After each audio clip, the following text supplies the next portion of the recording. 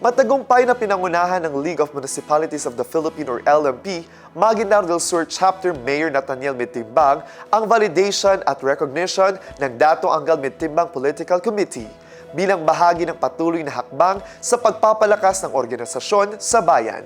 Ang PPP Story sa report. Isinagawa ang formal na aktibidad sa Dato Anggal Mitimbang Municipal Hall na dinaluhan ng mga pangunahing stakeholder at katuwang na organisasyon.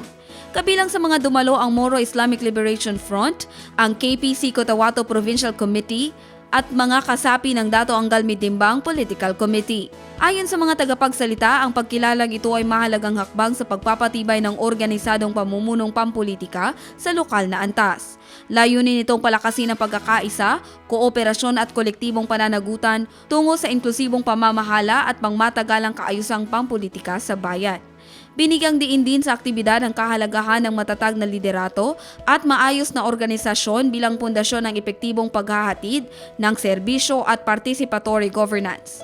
Sa pamamagitan ng ganitong mga inisyatiba, inaasahang mas lalalim pa ang ugnayan ng pamahalang lokal, mga organisasyon at komunidad sa pagsusulong ng kapayapaan at kaunlaran sa Dato Anggal Mitimbang. Jen Garcia, iMinds, Philippines.